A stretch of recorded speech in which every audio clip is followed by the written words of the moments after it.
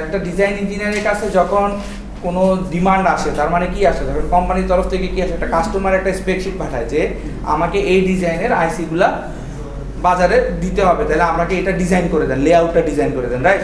তো layout design করতে হলে এখন আপনাকে তো স্পেসিফিক কিছু নিয়ম কানুন মেনে চলতে হবে। না মেনে চললে তো আপনি আসলে ওই লেআউটটা ডিজাইন করতে পারবেন না। তো আলটিমেটলি আপনি যদি ওই নিয়ম মানেন, অবশ্যই সেটা কি হবে, একটা স্ট্যান্ডার্ড নিয়ম হবে। নাহলে ধরেন আপনার কোম্পানি এক নিয়ম ফলো করে, অন্য কোম্পানি এক নিয়ম ফলো করে, তাহলে দুই কোম্পানি দুই ধরনের নিয়ম ফলো করলে তো আলটিমেটলি বাজারে ওই একই নামের যে আইসিটা পাওয়া যাবে, ওই আইসিটা কি হয়ে যাবে, কনফ্লিক্ট হয়ে যাবে। কারণ অন্য কোম্পানি ফলো করছে অন্য ডিজাইন রুল, আপনি ফলো করছেন অন্য ডিজাইন রুল। এখন আপনারটা হয়তো জিরোতে আউটপুট দিচ্ছে আর ওনাদেরটা হয়তো ওয়ানে আউটপুট দিচ্ছে, তো আলটিমেটলি তো সেম হলো না, কিন্তু আইসির নাম তো সেম। তখন তো এই জন্য যেটা করা হয়েছে যে স্ট্যান্ডার্ড ফর্মুলা করা হয়েছে বা স্ট্যান্ডার্ড রুলস করা হয়েছে। ওই রুলসগুলোর মধ্যে কিছু রুলস হলো যে pull up network, pull down network. Pull up কি, ওই উপরের পার্ট যেটা হলো ভিডিডির সাথে অর্থাৎ সোর্সের সাথে যেটা কানেক্ট থাকবে সেটাকে পুল আপ বলছে, আর পুল ডাউন বলছে কারণ এটা গ্রাউন্ডের সাথে জড়িত, এখানে যত চার্জ আছে সব গ্রাউন্ডে চলে যাবে, এই জন্য এটা পুল ডাউন নেটওয়ার্ক বলছে। পুল ডাউনে সবসময় থাকবে এনমস, এটা একটা রুল, আর পুল আপে থাকবে পিমস, ঠিক আছে? তারপরে এন্ড গেট হলে এনমস হবে কি, সিরিজে, এন্ড গেট হলে এনমস হবে সিরিজে, আর অর গেট হলে এনমস হবে প্যারালাল, বাস। তো আলটিমেটলি ওই ঠিক সেম জিনিসটা উল্টাটা হয়ে যাবে উপরে। কথা বুঝে গেছে? আচ্ছা, তাহলে আমরা আজকের লেকচার শুরু করতেছি। হ্যাঁ, তো আজকের লেকচারটা হলো সিমস ফ্যাব্রিকেশন। আমরা মস ফ্যাব্রিকেশন করছিলাম না, নর্মালি তো ফ্যাব্রিকেশন করছিলাম। এখন বলেন তো পার্থক্যটা কি হইতে পারে? নর্মাল মস ফ্যাব্রিকেশন আর হলো সিমস ফ্যাব্রিকেশনের মধ্যে পার্থক্যটা কি হইতে পারে বলেন, যে গেস করেন। নরমাল মসফেট কি ছিল আর এমনিতে কি ছিল, মানে এনমস ফ্যাব্রিকেশন আমরা যেটা পড়ছি, তাহলে এনমস ফ্যাব্রিকেশন আর সিমস ফ্যাব্রিকেশনের মধ্যে পার্থক্যটা কি বল? স্যার ওটা তো আমরা তো শুধু একটা টাইপ নিয়ে কাজ করছি, এখানে আমাদের দুইটা টাইপ নিয়ে কাজ করতে হবে, এই যে কারেক্ট, ঠিক আছে? তো এখানে আমাদের দুইটা টাইপ নিয়ে কাজ করতে হবে। তো তার মানে কি আমাদের প্রসেস কিন্তু অলমোস্ট সেম, হয়তো মাঝখানে কিছু অ্যাডিশন আছে, কিছু জিনিস বাদ গেছে, রাইট? বাট আমাদের প্রসেস কিন্তু সেম, খালি এখানে আমাদেরকে দুইটাকে একসাথে কম্বাইন করতে হবে। যে জিনিসটা করার জন্য আমাদেরকে নতুন কিছু হয়তো প্রসেস অ্যাড করা লাগতে পারে, ঠিক আছে? তো আমরা সেটাই দেখব। তাহলে এখানে দেখেন CMOS transistor are fabricated on silicon wafer, তার মানে কি অলরেডি সিলিকন ওয়েফার কি হয়েছে, বানানো। তো ওই ওয়েফারের মধ্যে আমরা কি করি, ফ্যাব্রিকেট করি, রাইট? তো সিলিকন ওয়েফার কি আগেও বানাইছি আমরা এনমসের ক্ষেত্রে, তো এটার ক্ষেত্রেও ওয়েফার বানাবো। ওয়েফার বানানোর পরে ওই ওয়েফারের মধ্যে আমরা ফ্যাব্রিকেট করব, ঠিক আছে? তারপরে কি বলছে দেখেন, lithography process similar to the printing press. এখন কেউ কখনো প্রিন্টিং প্রেসে কাজ দেখছেন কখনো, কিভাবে প্রিন্ট হয় মেশিন দেখছি? একটু বলতে পারবেন কিভাবে? জাস্ট প্রিন্টিং প্রেসেরটা আমি এটা জানা দরকার, নরমাল প্রিন্টিং প্রেসে কিভাবে প্রিন্ট হয়? মিডিয়াতে মিডিয়ার পরে প্রিন্ট হয় আর কি। হ্যাঁ, তো মিডিয়াটা কি মানে আপনি, আচ্ছা ফটোকপি মেশিন দেখছেন না? ফটোকপি মেশিনে যখন দেখবেন যে এরকম দিছেন, ফটোকপি হচ্ছে একটা লাইট জ্বলে, রাইট? রিজেন্টলি একটা লাইট জ্বলে, রাইট? হ্যাঁ, লেজার জ্বলে, রাইট? লেজারের কারণে পরে প্রিন্ট হয়। এই সেম জিনিসটাই হলো এখানে, সেটাই বলছে যে lithography process is similar to the printing process. তার মানে লিথোগ্রাফি প্রসেস কেন সেম? কারণ আমরা এখানে কি ইউজ করছি, ফটো রেজিস্ট নামে একটা জিনিস ব্যবহার করি, রাইট? ওই ফটো রেজিস্টটা কি আমার লাইট সেনসিটিভ একটা ম্যাটেরিয়াল, ওইটার কারণে আমার সেম প্রসেসে প্রিন্টিংটা হয়, গেল? তারপরে কি বলছে, on each step different materials are deposited or etched. এখন এখানে একটু বুঝার ব্যাপার আছে, ডিপোজিটেড আর এজড কি। যেমন আমরা ডোপিং এর সাথে পরিচিত, যে ডোপিং কেন করি বলেন তো? ডোপিং এর সাথে পরিচিত না আমরা, যে ভেজাল ম্যাটেরিয়াল আমরা দিব। ভেজাল ম্যাটেরিয়াল দিলে আমাদের কি হবে, বুঝতে সুবিধা হবে যে আমাদের কোন আয়নটা ভালো কোন আয়নটা খারাপ। তখন আমরা সেপারেট করতে পারবো যে এটাকে আমাদের এনমস না পিমস, কারণ আয়নের উপরে ডিপেন্ড করে আমাদের কি হবে, এনমস পিমস ডিফাইন হবে। কারণ আমাদের কি মেজরিটি ক্যারিয়ার মাইনরিটি ক্যারিয়ার দুইটার মধ্যে কি ডিফারেন্ট, একটাতে ইলেকট্রন একটাতে হোলস। তো তাহলে যেহেতু আমরা ডোপিংটা ওইভাবে করি, তো সেম জিনিস এখানে দেখেন ডিপোজিটেড, ডিপোজিশনটা সেম ভাবে করা হয়। আর আরেকটা কি বলছে, অর এজ। তো এজটা হলো কি, বের করে ফেলা। তো আমরা এখানে দুই ভাবে করতে পারি, একটা করতে পারি যে ডিপোজিট করে, আরেকটা করতে পারি বের করে। অর্থাৎ আমার যদি অলরেডি ওখানে প্রেজেন্ট থাকে, আমি যদি বের করে ফেলি তাহলে কি অলরেডি সেখানে কি একটা আয়ন তৈরি হয়ে যাবে। অর্থাৎ সবগুলো প্লাস আছে, একটা বের করে ফেললে কি হয়, একটা জায়গা খালি হয়ে যাবে, তার কিছুটা কি হয়ে যাবে মাইনাস বা প্লাস, যে কোনো একটা কিছু তৈরি হবে, শূন্যস্থান তৈরি হবে, রাইট? তো সেম জিনিস। বা আরেকটা কি হয়, যখন অনেকগুলো থাকে ওখানে আমি জোর করে আরেকটা জিনিস যদি ঢুকাই বা আরেকটা আয়ন যদি ফোর্স করি, তাহলে ওখানে গিয়ে সে নতুন একটা স্পেস ক্রিয়েট করে। আবার খালি হয়ে গেলে আরেকটা স্পেস খালি হয়ে যায়। আলটিমেটলি দুইটার দুই প্রসেসে হচ্ছে, বাট যে কোনো একটা ফলো করলেই আমি সেটা করতে পারতেছি, ঠিক আছে? তারপরে কি বলছে, easiest to understand by viewing both top and cross section of wafer in a simplified manufacturing process. Cross section view বলতে কি বুঝেন বলেন? পোস্টমর্টমের নাম শুনছেন না? মানুষজন মারা গেলে বা কোনো সন্দেহ থাকলে পোস্টমর্টম কেন করে? পোস্টমর্টম বলেন তো, যে ওই ব্যক্তিটা কিভাবে মারা গেছে, কয়টার দিকে মারা গেছে, এই জিনিসগুলা আইডেন্টিফাই করার জন্য। তো সেম জিনিস, যে ক্রস সেকশন জিনিসটা যখন আমরা করি, যে কোনো একটা কিছু ক্রস সেকশন মানে হলো সেটাকে একবারে কেটে কেটে দেখা। অর্থাৎ আপনারা দেখছেন কিনা জানি না, ইউটিউবে একটা চ্যানেল আছে, একটা লোক আছে, সে হলো যত দামি মোবাইল আছে বা যাই আছে প্রত্যেকটা মোবাইলে সে ক্রস সেকশন করা, অর্থাৎ সেগুলোকে ভেঙে ভেঙে আস্তে আস্তে দেখে। তো ক্রস সেকশন যখন করবেন তখন ক্লিয়ারলি বুঝতে পারবেন। কেন? উদাহরণস্বরূপ আমি যদি আমার এই মোবাইলটাকে ক্রস সেকশন করি, আস্তে আস্তে কি দেখবো? প্রথমে কাভারের পরে কি ব্যাটারি বের হবে, ব্যাটারির পরে কি ক্যামেরাগুলো বের হবে, ক্যামেরার পরে কি হবে, ছোট ছোট আইসিগুলো বের হবে, মাদারবোর্ড বের হবে, রাইট? তো এই জন্য বলছে যে ক্রস সেকশন ভিউটা আমার সবচেয়ে বেস্ট, কারণ ক্রস সেকশন ভিউতে আমি দেখতেছি ডিভাইসটার ভিতরে কি আছে, মাদারবোর্ড আছে, ক্যামেরা আছে, তারপরে আরো যা যা থাকে আইসি টাইসি সব আমি দেখতেছি। এই জন্য বলছে ক্রস সেকশন ভিউটা হলো সবচেয়ে বেস্ট। যেমন দেখেন এই যে ইনভার্টারের ক্রস সেকশন, আমরা তো ইনভার্টার পড়ছি, রাইট? এই যে এই সেম সার্কিটটা যখন আমি ইনভার্টারে রাখি কি করি, জাস্ট উপরে একটা পিমোস দেই, নিচে একটা এনমোস দিলে আমার কি একটা ইনভার্টার সার্কিট হয়ে যায়, রাইট? তো ইনভার্টারের ক্রস সেকশনটা হলো দেখতে এরকম। দেখেন typically use P type substrate for NMOS transistor আর requires N well body for PMOS. তো আলটিমেটলি ওই যে অপোজিট বললাম না, যে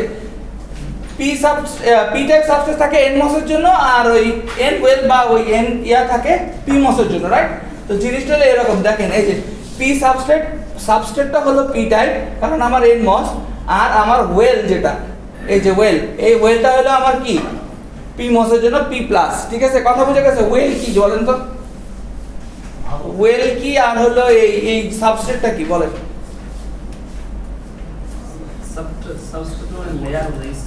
হ্যাঁ, সাবস্ট্রেট হলো আমার যে মসটা থাকবে, ওই মসের যে লেয়ারটা, নিচের যে লেয়ারটা, বডি লেয়ারটা, ওইটা। আর ওয়েল কি বলেন তো?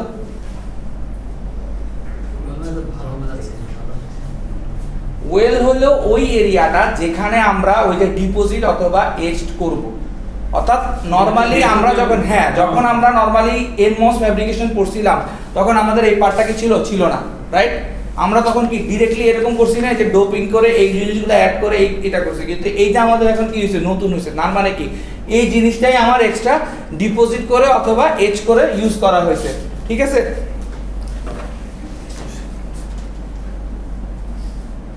আচ্ছা দেখেন এবারে এই যে এখানে আরো ডিটেইলস লিখছে যে well and substrate must be tied with the ground and and well to the VDD. তার মানে কি ওয়েলটা সবসময় কিসের সাথে হবে, ভিডিডির সাথে হবে। এটাই আমি বললাম। দেখেন আমরা যখন পিমোসের ফ্যাব্রিকেশন করছিলাম তখন কি আলটিমেটলি আমাদের এরকম ভিডিডি গ্রাউন্ড কিছু ছিল না, ওগুলা নিয়ে আমরা কনসিডারেশনে যাই নাই, রাইট? কারণ আমাদের ভিডিডিটা ডাইরেক্ট কি দিয়ে আসতো, গেট অক্সাইড দিয়ে আসতো।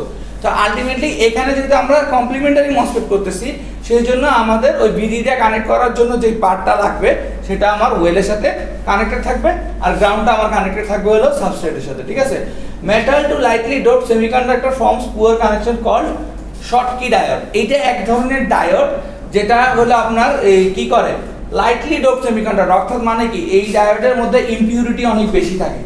ঠিক আছে, তো এটাকে শর্টকি ডায়োড বলে। এটা আপনারা হয়তো ইলেকট্রনিক্সে আরো ডিটেইলস পড়বেন, আমরা ডিটেইলসে না যাই। হ্যাঁ, তো use heavily doped well and substrate contacts অথবা ট্যাপস, এটা শর্টকি ডায়োড ইউজ করে। ইলেকট্রনিক্স করছেন না আপনারা?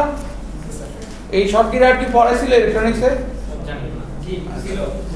দেখি একজন একটু রিকল করেন তো। হাই ফ্রিকোয়েন্সি আচ্ছা, হাই ফ্রিকোয়েন্সি কেন হয়েছে বলেন?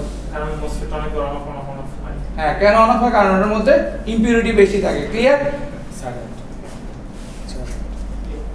আচ্ছা দেখেন এই যে ফ্যাব্রিকেশন প্রসেস, এটা হলো chips are build in huge factories called fabs contain clean rooms as large as football field. এই যে একটা ক্লিন রুম দেখতেছেন না, এইখানেই হলো আইসি ডিজাইন করা হয়, আইসি এখানে হলো আইসি তৈরি হয়, যেটা অ্যাকচুয়ালি বাংলাদেশে নাই।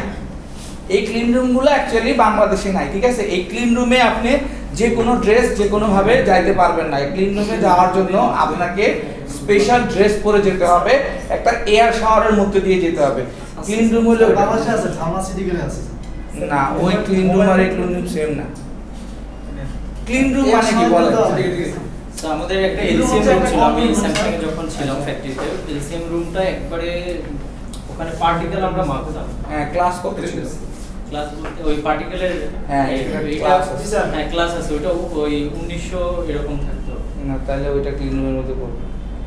ক্লিন রুমের জন্য লাস্ট যেটা হলো ক্লাস 1000, আমরা তো 1900 2000 1900 পর্যন্ত আমরা অ্যাকসেপ্ট করতাম, না এরপরে আর 1000 এর উপর অ্যাকসেপ্ট করে না। শুনেন, তো বেসিক যেটা হলো যে ক্লিন রুম হলো এমন একটা রুম যেখানে আসলে কোনো কন্টামিনেশন হতে পারবে না। অর্থাৎ কন্টামিনেশন মানে কি, আমার একটা ম্যাটেরিয়াল আছে, যেমন ধরেন আমাদের কি হয়, জং ধরে না, লোহা যখন বাতাসে পড়ে থাকে বা পানিতে চেয়ারের মধ্যে কি জং ধরে, রাইট? ওই যে জংটা ধরে, ওই ধরার প্রসেসটা হলো কন্টামিনেশন। অর্থাৎ ওই আমার আয়রনটা কি হয়েছে, কন্টামিনেট হয়ে গেছে, বাইরের যে ওয়েদারে যে আমার ধুলাবালি বা যেগুলো যাচ্ছে, হ্যাঁ ওগুলা দিয়ে ওটা কি হয়ে গেছে, কন্টামিনেট হয়ে ওখানে জং ধরে গেছে। তো সেম জিনিস ক্লিন রুম হলো এমন একটা জিনিস যেখানে আপনি যে কোনো একটা ম্যাটেরিয়াল রেখে দিয়েছেন বছরকে বছর, ওখানে কিচ্ছু হবে না, কারণ ওখানে আমার একটা লিমিটেড অ্যামাউন্ট অফ পার্টিকেল আমি অ্যালাউ করি। ওই লিমিটেড অ্যামাউন্ট অফ পার্টিকেলটা অ্যালাউ করার মধ্যে এখানে কিছু ডেফিনিশন আছে, যেমন ক্লিন রুমকে আমরা ক্লাস দিয়ে ডিফাইন করি, ঠিক আছে? তো একটা হলো ক্লাস 100, অর্থাৎ ওখানে 100 পার্টিকেলসের উপরে যাইতেই পারবে না ওই ক্লিন রুমে, এই জন্য ওটাকে বলা হয় ক্লাস 100। আরেকটা হচ্ছে ক্লাস 1000, ক্লাস 1000 এর ওখানে 1000 পার্টিকেল পর্যন্ত অ্যালাউড, বাট এর বেশি কোনো পার্টিকেল অ্যালাউড না, ঠিক আছে? তো এখন এই অ্যালাউড না, এটা কিভাবে আপনি মেনটেন করবেন, আপনাকে তো মেনটেন করতে হবে। তো মেনটেন করার জন্য ওনারা যেটা করে যে ওই ক্লিন রুমের জন্য আলাদা ফ্যাব্রিকেশন ম্যাটেরিয়ালের কাপড় আছে, আলাদা ফ্যাব্রিক দিয়ে কাপড় তৈরি করে এবং আপনাকে মাস্ক তারপরে চুল টুল সব কিছু ঢেকে দিবে, এবং ওইটার মধ্যে দিয়ে ওইটা যখন পরবেন আপনি, পরার পরে আপনি একটা এয়ার শাওয়ার নামক একটা জায়গা থাকে, ওই এয়ার শাওয়ারের ভিতর দিয়ে যাবেন। অর্থাৎ ওই ড্রেসেও যদি কোনো পার্টিকেল থাকে ওইটা এয়ার শাওয়ারে সময় রেডিয়েন্ট থার্মাল আছে না, হ্যাঁ। এখানে ওই আর শহর আছে। না এয়ার শাওয়ার আছে, কিন্তু ওই ক্লিন রুম আর এই ক্লিন রুমের মধ্যে একটু পার্থক্য আছে, কারণ কি ওটা তো মেডিসিন। তো এইটার জন্য ওনারা যেটা করে, ওনারা রেডিয়েশনটা থেকে বাঁচার জন্য ওইটা করে যারা ওখানে যায়, কিন্তু এখানে রেডিয়েশন নাই, এখানে হলো যে আপনার জিনিসটা যাতে ময়লা না হয়। এখানের জন্য ক্ষতিকর জীব হলেন আপনি, একটা ইঞ্জিনিয়ার এই ইন্ডাস্ট্রির জন্য ক্ষতিকর জীব, যেই জন্য আপনাকে এরকম ড্রেস পরে যেতে হয়। কিন্তু ওখানে হলো ওই জিনিসটা রেডিয়েশন, মানে মেডিসিনে তো অনেক কেমিক্যাল থাকে, ওইটা আপনার জন্য ক্ষতি করবে, যে জন্য আপনাকে প্রোটেক্টিভ গিয়ার পরে যেতে হবে।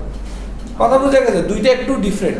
আমাদের ওটা ছিল মানে এই ডিসপ্লে হ্যাঁ, ওই থেকে স্যামসাং এরটা, ময়লাটা, হ্যাঁ স্যামসাং এরটা সেম, স্যামসাং এরটা আপনি যেটা বলছেন ওটা সেম। ওখানে আপনি ওই জিনিসটাকে বাঁচানোর জন্য আপনাকে পরে যেতে ওটা হবে। যদি একটা কিছু হয় ওই জিনিসটা ড্যামেজ, টোটালি ড্যামেজ। ড্যামেজ বলতে একটা যদি বালু এই ডিসপ্লে বালু বা চুল কিছু ওটা বড় করে দেখা যায়। হ্যাঁ বড় করে দেখা যাবে, আর ঠিক আছে? এখানে কি টেম্পারেচার তো কন্ট্রোল হয়, হ্যাঁ টেম্পারেচারও কন্ট্রোল, টেম্পারেচার খুব ঠান্ডা থাকতে হবে, সবকিছু থাকতে হবে, বাইরে থাকতে সব ঠিক আছে? তো এইটা হলো ক্লিন রুম, ঠিক আছে?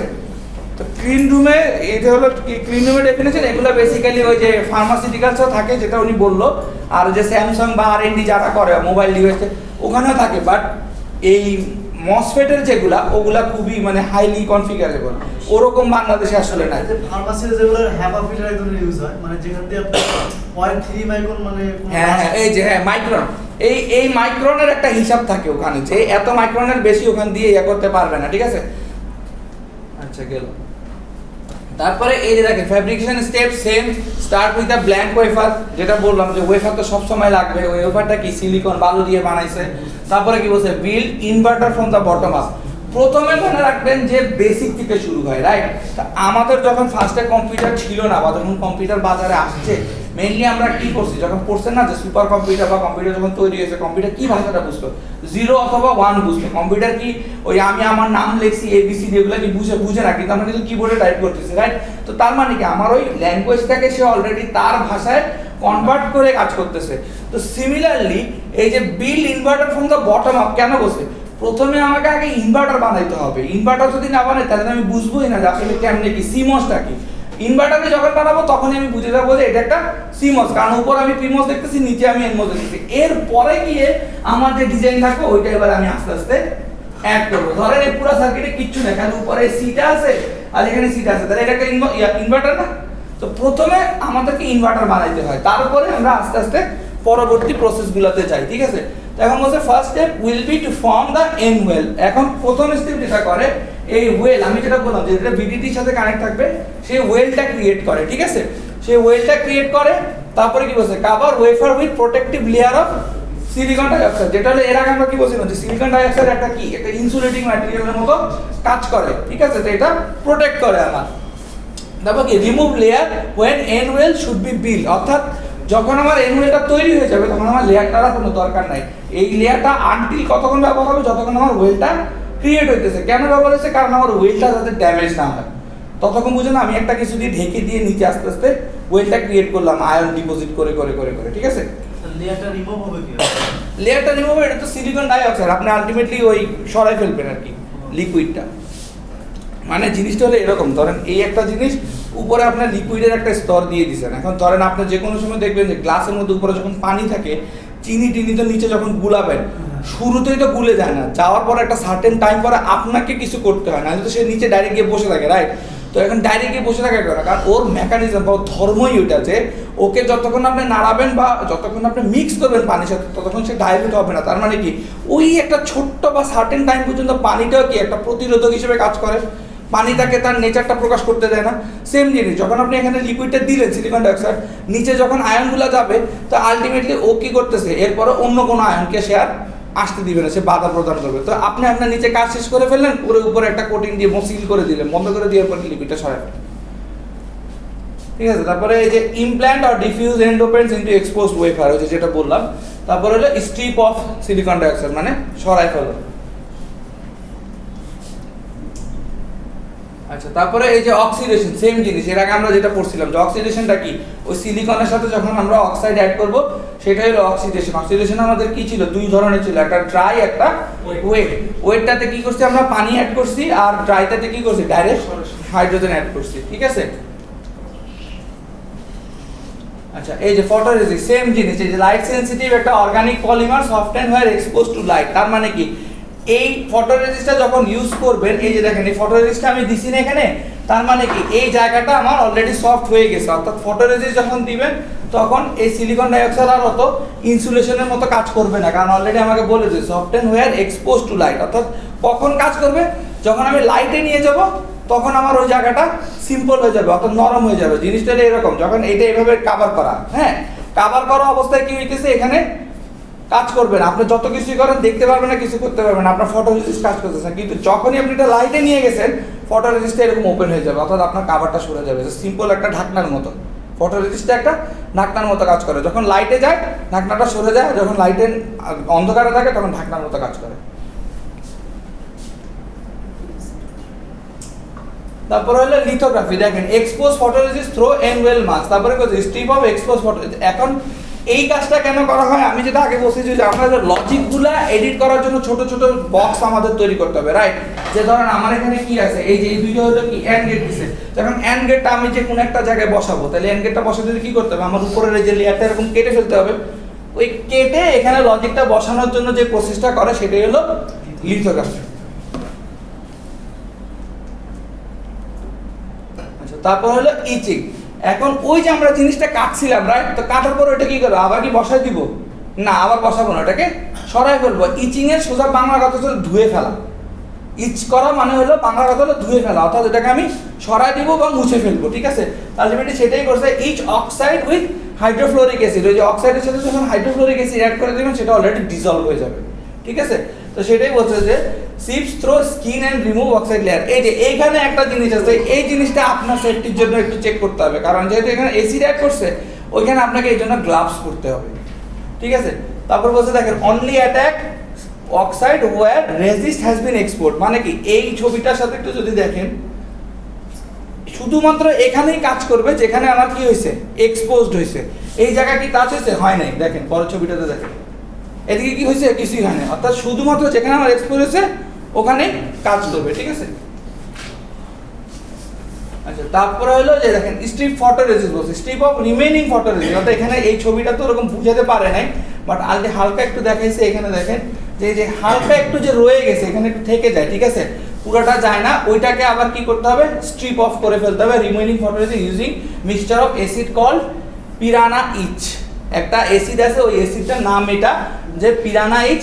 ওই অ্যাসিডটা দিয়ে ওই বাকি অংশটাকেও রিমুভ করে দিতে হয়। বাকি অংশ বলতে হলে এই যে এটা দেখেন, এই যে বাকি অংশ, এই যে এটা এটা এটা এখানে নাই, খেয়াল করুন এখানে আছে নাই, ওই বাকি যে অ্যাসিড আছে ওইটাকে দূর করে দিতে হবে। Necessary to resist doesn't melt in the next step, ঠিক আছে। একটু খেয়াল রাখতে হবে যে পরবর্তী স্টেপে যাতে মেল্ট না হয়ে যায়। আচ্ছা, তারপর হলো এন ওয়েল কিভাবে ক্রিয়েট করে। আচ্ছা, কয়টা স্লাইড আছে? 22টা। আচ্ছা দেখেন এবারে এন ওয়েল, তাহলে N well is formed with diffusion or ion implementation, যেটা আমরা বললাম যে আয়ন ইমপ্লিমেন্ট করলেই আমার তখন কি হবে, মেজরিটি ক্যারিয়ার মাইনরিটি ক্যারিয়ারের অ্যামাউন্ট চেঞ্জ হয়ে যাবে, অর্থাৎ আইদার আমার ইলেকট্রন বেড়ে যাবে নাহলে আমার হোলস বেড়ে যাবে, ঠিক আছে।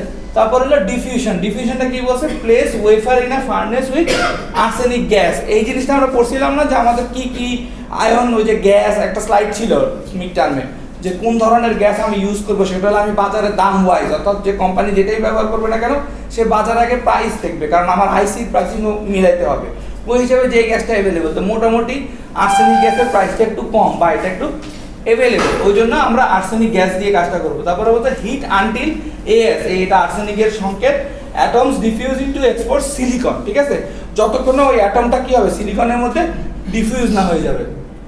তারপর হলো আয়ন ইমপ্লিমেন্টেশন, এটা দুই ধরনের করা যায়, ওই যে বললাম না যে স্পাটার করে বা আরেকটা কি হলো বোম বাস্টিং করে বা দ্রুত ইয়া করে, ওইটাই বলছে যে blast wafer with beam of arsenic ions blocked by silicon dioxide only enters into the expose. এই যে দেখেন, অর্থাৎ এখান দিয়ে যখন আমি ওই সিলিকন ডাইঅক্সাইড ছিল কিন্তু বোম বার্ড করে যখন ঢুকাইছে, ঢুকানোর পরে কি হয়েছে, এখানে যারা যারা যাইতে পারছে তারা গিয়ে এন ওয়েল ক্রিয়েট করছে, যেই সব আয়ন এখানে এক্সপোজ হইতে পারছে ওরাই একমাত্র এন ওয়েল ক্রিয়েট করছে, কিন্তু যারা পারে না তারা আসলে যেতে পারবে না, তারা বাইরে চলে যাবে, পড়ে যাবে,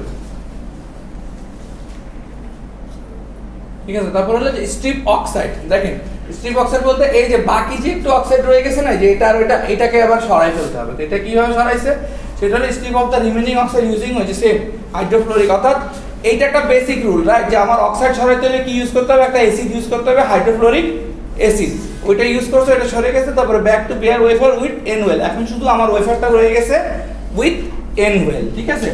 এখন subsequent steps involve similar series of step, অর্থাৎ পরবর্তী স্টেপগুলো, অর্থাৎ এখানে এই লাইনটার মানে হলো পরবর্তী স্টেপগুলো আমার অলমোস্ট সেম, মানে এই পর্যন্ত আমি যে কাজটা করে আসছি পরবর্তী স্টেপে আমি সেম কাজগুলো অলমোস্ট রিপিট করব, ঠিক আছে। যেমন এই দেখেন এবারে সেম, এখন এবারে কি করতেছে, পলিসিলিকন অ্যাড করতেছে, এটা একটা নতুন জিনিস, আমরা এনমসে এটা পাই নাই, রাইট। তো এখানে পলিসিলিকন অ্যাড করতেছে, তো কি বলছে দেখেন, deposit very thin layer of gate oxide, সেটার এই যে একটা টেম্পারেচার ইয়া দিয়ে দিছে যে এত আর্মস্ট্রং 20 আর্মস্ট্রং এর নিচে হইতে হবে এবং 6 to 7 অ্যাটমিক লেয়ারস হইতে হবে। তারপরে কি বলছে, কেমিক্যাল ভেপর ডিপোজিশন, সিভিডি বলে, সিভিডি অফ সিলিকন লেয়ার, অর্থাৎ place wafer in a furnace with the silicon gas, ঠিক আছে, সিলিকন গ্যাস, তারপর forms many small crystals call polysilicon heavily dope to be good conductor. Conductor কি জিনিস দেখি বলেন তো, পরিবাহী, অর্থাৎ যেটার মধ্যে দিয়ে আমার কি হয় ইলেকট্রিসিটি ইজিলি, হ্যাঁ ফ্লোটা ইজিলি হবে, ঠিক আছে। তো কন্ডাক্টর, গুড কন্ডাক্টর বানাইতে হলে আমার কি করতে হবে, পলিসিলিকনটা অ্যাড করতে হবে, মেইনলি আমার কাজটাই ওইটা। তো পলিসিলিকন আমি কিভাবে অ্যাড করছি, যে এই যে স্যালাইন গ্যাস এটা অ্যাড করছে, তারপরে করার পরে কি হয়েছে, ছোট ছোট অনেকগুলা ক্রিস্টাল ক্রিয়েট হয়েছে, এই যে ধরুন এই লাল লাল এই যে ছোট ছোট দেখতেছেন যে এগুলা ক্রিস্টাল ক্রিয়েট হয়ে এগুলারে কি বলছে, পলিসিলিকন বলছে।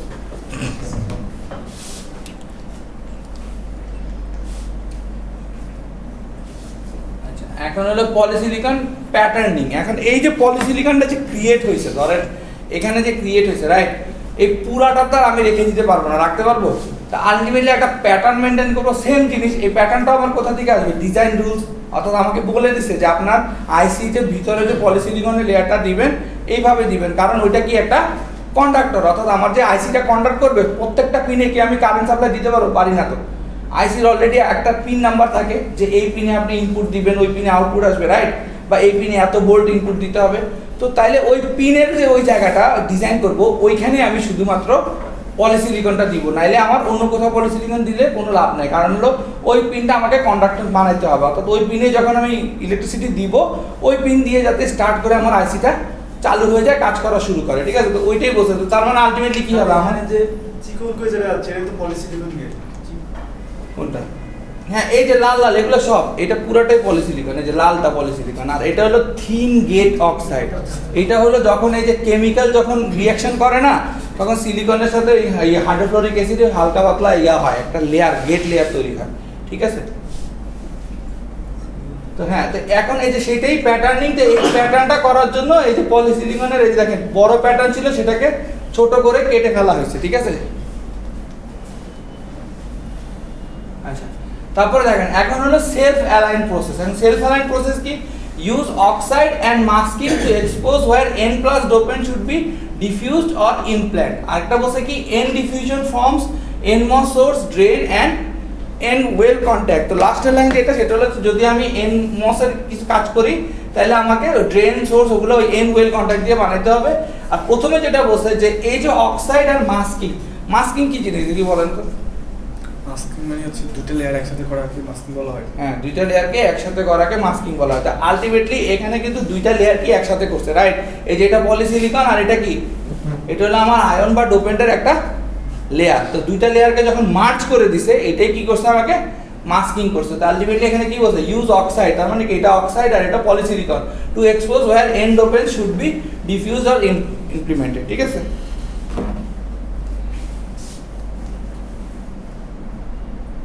হ্যাঁ, এবার হলো n ডিফিউশন। দেখেন n ডিফিউশন আর p ডিফিউশন কেন বলতেছি?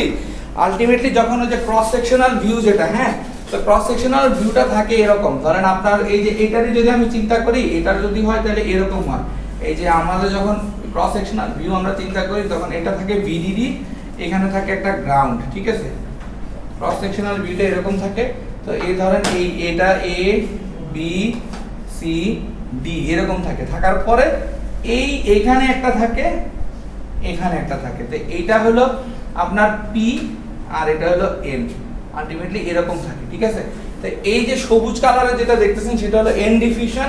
এই n ডিফিউশনটা হলো এটা, আর p ডিফিউশন থাকে, p ডিফিউশনটা হলো উপরে থাকে, ঠিক আছে?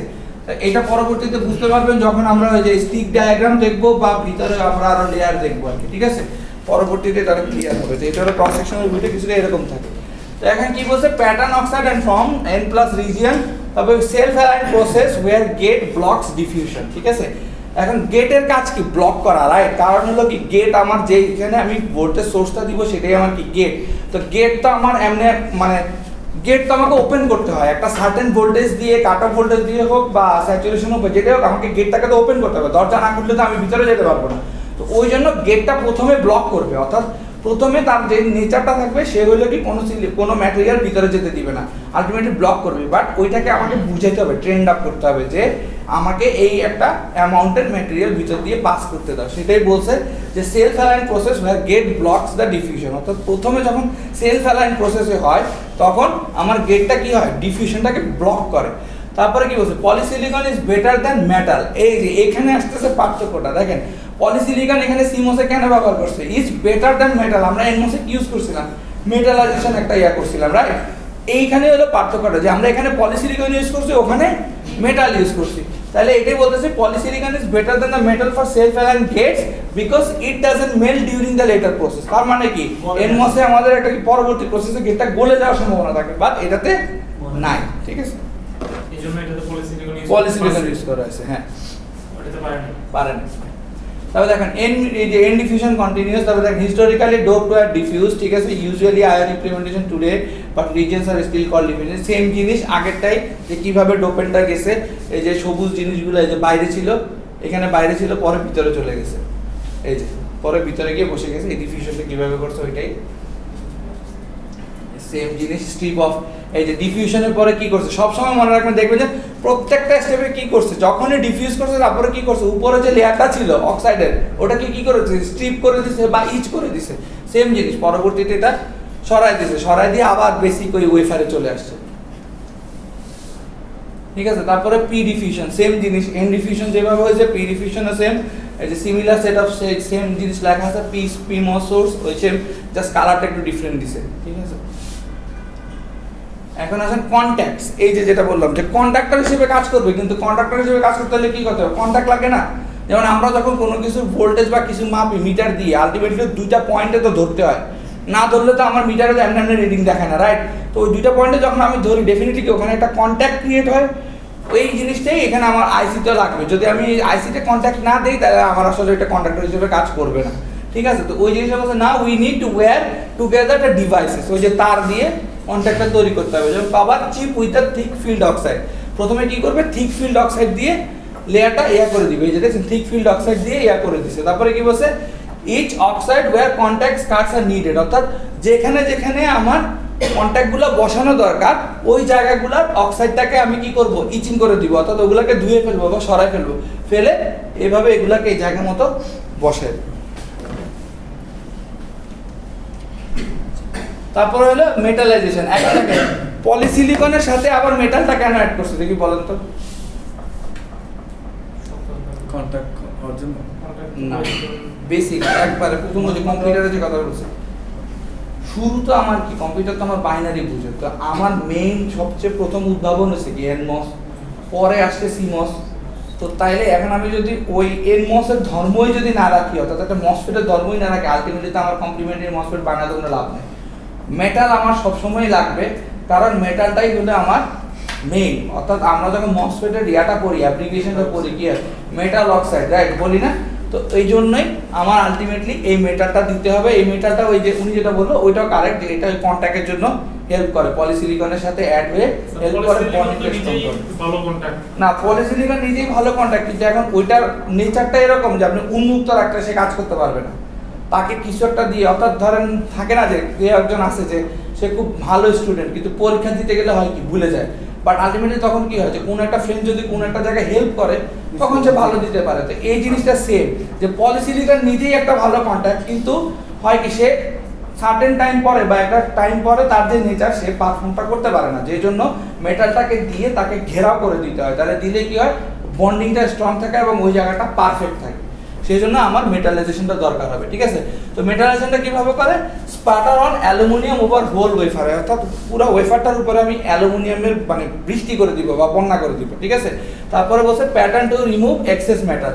তারপরে গিয়ে যখন করে দিলে অলরেডি ভরে যাবে, তো ভরে গেলে তো আমি অলরেডি প্যাটার্নটা আমার ভিজিবল, যে কোন কোন জায়গায় আমার দরকার নেই ওই জায়গাগুলোকে আমি জাস্ট খালি কেটে দিব, এই যে ইচ করে দিবে যে রিমুভ এক্সেস মেটাল, এক্সেস মেটালটা আমি সরাই দিব। অর্থাৎ আমার যে যে জায়গাগুলো, যে এই জায়গাগুলো মেটাল দরকার ছিল, আমরা আগের ছবিটার সাথে একটু কম্পেয়ার করি। এই দেখেন এই যে এই জায়গাগুলো কি মেটালের দরকার ছিল, সেম এই যে এই জায়গাগুলো মেটাল হয়েছে, বাকি মেটাল আমি সরাই শেষ। তো এই ছিল সিমস ফ্যাব্রিকেশন, ঠিক আছে? তো অলমোস্ট সেম, কিছু কিছু জিনিস নতুন অ্যাড হয়েছে, ঠিক আছে? তো এখান থেকে কিছু কোয়েশ্চেন থাকবে, কিছু বলতে এখান থেকে মোস্ট প্রবাবলি অর্ধেক কোয়েশ্চেন থাকবে। সিমস ফ্যাব্রিকেশন অর্ধেক মানে কি 10 মার্কের কোয়েশ্চেন থাকবে, 40-এর পরীক্ষা না, তো এখান থেকে 10-এর বা 15-এর পরীক্ষা থাকবে কোয়েশ্চেন, আর হলো বাকি 25 বা 20 থাকবে হলো আপনাদের ইয়া থেকে এই টাইপের কোয়েশ্চেন। তারপরে যে এই টাইপের একটা কোয়েশ্চেন আছে ওই ল্যামডা ক্যালকুলেশন, ওটা আমি দেখাই দিব, লেয়ার দেখাই দিব। এই গেল পরীক্ষার একটা আইডিয়া। আর আমরা ল্যাব করব, ঠিক আছে? লাস্টের দিকে 2টা ল্যাব সেশন হবে, সবাই চেষ্টা করবেন ওই ল্যাবগুলো অ্যাটেন্ড করার জন্য, ঠিক আছে? সো একটু ক্যালকুলেট করে নিয়ে যে নেক্সট মান্থের 2টা ফ্রাইডে যাতে আপনারা আসতে পারেন, অফিসে আগে থেকে বলে রাখবেন, কারণ ওই ল্যাবে আমরা একটা সফটওয়্যার দেখাবো। সেই সফটওয়্যারটার নাম হলো কেডেন্স। Cadence CADENCE, cadence. তো কেডেন্সটা হলো সব জায়গায় ইউজ করা হয়, কেডেন্সটা দিয়ে এই লেআউটগুলো ডিজাইন করা হয়। কেডেন্সে আমরা যেটা করব, ফাইনাল কিন্তু আমি তো সামনের মাসে হ্যাঁ ফাইনালটা সামনে আসছে, কেডেন্স দিয়ে আমরা একটা ইনভার্টার ডিজাইন করবো প্রথমে, ইনভার্টার ডিজাইনের পরে একটা গেট ডিজাইন করতে দেবো, ঠিক আছে? এই 2টা জিনিস আমরা শিখবো, কারণ এই 2টা জিনিসই আমাদের বেসিক, ঠিক আছে? তারপরে কিছু কোয়েশ্চেন করা হবে, ভাইভা হবে, পরীক্ষা হবে। তো আমি একটা স্যাম্পল কোয়েশ্চেন আপলোড করে দিব, লাইক ধরেন 20-25টা কোয়েশ্চেন থাকবে যেগুলো ভাইভাতে করা হবে। তো ধরেন যদি ওগুলার অ্যান্সার পারেন তাহলে তো ভালো, নিজেরা ডিসকাস করে অ্যান্সার রেডি করবেন, গ্রুপে আমি প্রশ্নটা আপলোড করে দিব, ওগুলো থেকেই ভাইভাতে কোয়েশ্চেন করবো, বাইরে কোনো কোয়েশ্চেন করবো না। সো ওই 20-25টা কোয়েশ্চেন একটু পড়ে আসে, ঠিক আছে? অ্যাটেন্ডেন্স হয়েছে আজকে? আচ্ছা, আপনার মার্কস না, আচ্ছা আপনার এক্সপেকটেশন, আপনার নাম কি? আরেকটা জিনিস, অনেকে ভুল করে 21 তারিখটায় টিক দিয়ে দিচ্ছে, দেখেন ওইটা আজকের ডেটটা 21 তারিখ কেউ আসেন না। হ্যাঁ 21 তারিখে আসেন না, দেখেন। আচ্ছা অনুপ কুমার সরকার, আপনার এক্সপেকটেশন কত ছিল যদি বলেন? পরীক্ষা কেমন হয়েছে, কত পাবে? 20-এর উপরে না? আচ্ছা হ্যাঁ ঠিক আছে, 22 পেয়েছে। 21 তারিখে দিছি কেন মেন 49 তারিখে দিতে বি সেকশন 21 তারিখে দিছি 49, শুধু 49? এই সেকশন না ওটা তো এ সেকশন। বি আর কেউ আছে যে মার্কস জানতে চায়? 234। এ সেটে পরীক্ষা দিচ্ছেন?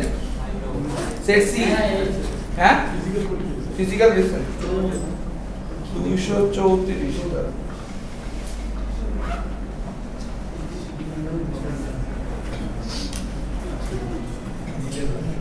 15 আচ্ছা আর কে আছেন আপনি কি সেকশন এ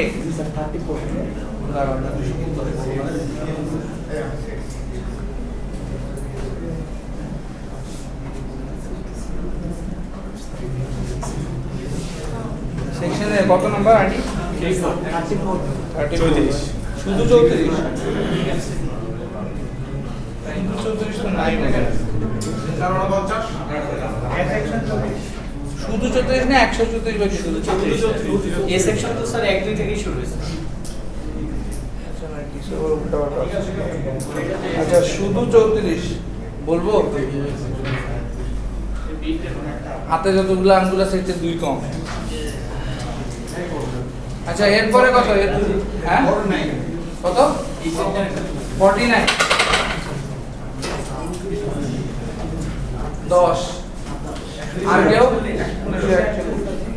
সেকশন এ না সেকশন বি 241 আচ্ছা দাঁড়ান সেকশন এ কে আছেন বলে এখন এ ওপেন করছি এ কে 115 19 হ্যাঁ 59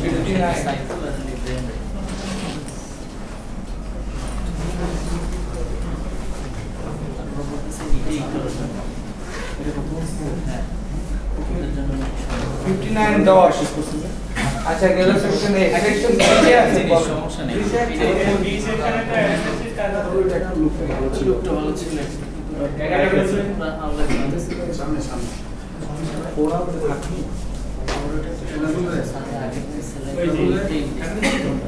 সেকশন বি কত আইডি কত হ্যাঁ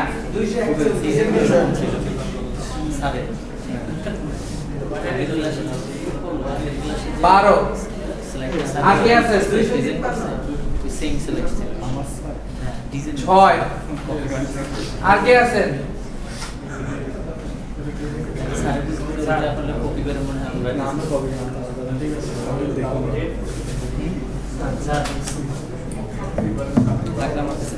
শর্ট সার্কিট কখন হয়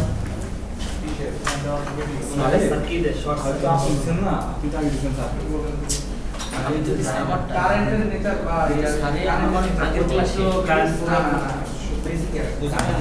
স্লাইড প্রোগ্রামের আগে স্যার যেখানে কোনো বার বাধা নাই, তারা শর্ট সার্কিট করবে ডেফিনেটলি যখন কারেন্ট ম্যাক্সিমাম করবে রাইট ফুটটা দিছে শর্ট সার্কিটে কি হবে সেটাই তো আমরা মনে হয় আমরা যদি কোনো ভিডিও করো শর্ট সার্কিটের আমাদের কারেন্টটা ঢুকতে যায় ভিডিও দিছি না শর্ট সার্কিট তখনই হয় যখন আমার পজিটিভ এই যে কোনো আমার কন্টাক্টটা স্ট্রেট লাইনে যাবে যেখানে মাঝখানে কোনো রেজিস্ট্যান্স বা রেজিস্ট্যান্স কিছু না ওটা তো আমরা সার্কিটের ডিজাইন তো এভাবে করি না সার্কিটের ডিজাইন লেভেল করে কিন্তু কোন একটা ফল্টের কারণে ধরেন আপনি